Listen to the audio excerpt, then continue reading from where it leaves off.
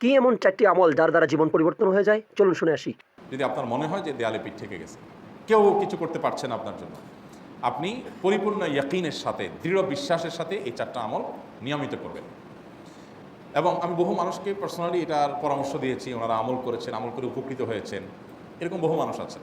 বৃদ্ধ মানুষ, বাবা ক্যান্সারে আক্রান্ত হয়েছেন অনেক দেরিতে, আল্লাহ তাআলা অলৌকিকভাবে সাহায্য করেছেন।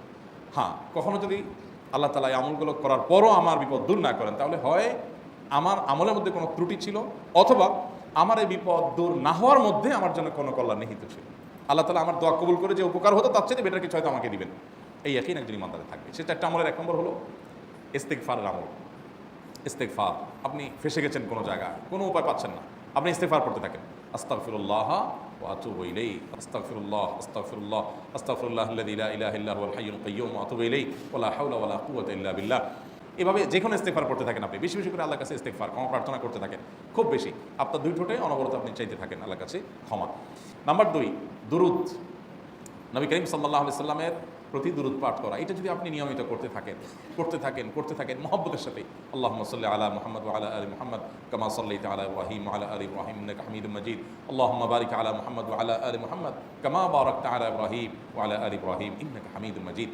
আপনি একবার ছোট দুরূদ যদি পড়েন, সাল্লাল্লাহু আলাইহি ওয়াসাল্লাম, সাল্লাল্লাহু আলাইহি ওয়াসাল্লাম, আল্লাহুম্মা সাল্লি আলা মুহাম্মদ ওয়া আলা আলি মুহাম্মদ, শুধু এইটুকু পড়েন। জাযাল্লাহু আন্না মুহাম্মাদাম মা হুয়া আহলু, শুধু এইটুকু পড়েন। আপনি এভাবে যেই কোনো দুরূদ নবী করিম সাল্লাল্লাহু আলাইহি ওয়াসাল্লামের প্রতি যদি পড়েন এবং পড়তে থাকেন অনবরত, ইস্তেগফারের পাশাপাশি দুরূদের ক্ষেত্রে নবী করিম সাল্লাল্লাহু আলাইহি ওয়াসাল্লাম বলেছেন যে এইটা তোমার জন্য যথেষ্ট হয়ে যাবে। তুমি যদি আল্লাহর কাছে আর কোনো দোয়া করতে না পারো, শুধু দুরূদটা পড়ো, তোমার সব পেয়ে যাবে। নবী সাল্লাল্লাহু আলাইহি ওয়াসাল্লামের ওয়াদা, যে কোনো পেরেশানি। তিনি আরো বলেছেন, যদি কেউ দুরূদের আমল করে নিয়মিত, আল্লাহ রাব্বুল আলামিন তার সকল পেরেশানির জন্য যথেষ্ট করে দিবেন এই আমলটাকে। তাহলে 2টা আমল হলো ইস্তেগফার আর দুরূদ। 3 নম্বর আরেকটা আমল হলো দোয়া ইউনুস।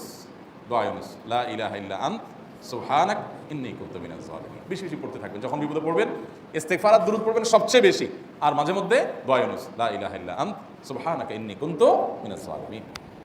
4 নম্বর আমল হলো ইয়া যাল জালালি ওয়াল ইকরাম। এটা বেশি বেশি করে পাঠ করবেন। নবী করিম সাল্লাল্লাহু আলাইহি ওয়াসাল্লাম বলেছেন, আলিযু বিয়া যাল জালালি ওয়াল ইকরাম। ইয়া যাল জালালি ওয়াল ইকরাম, এইটাকে তোমরা আঁকড়ে ধরবে। ইয়া যাল জালালি ওয়াল ইকরামের মানে কি? এটা আল্লাহকে ডাকা, আর কিছু না। এবং হাদিসে বর্ণিত দোয়া, এটা মাসনুন দোয়া।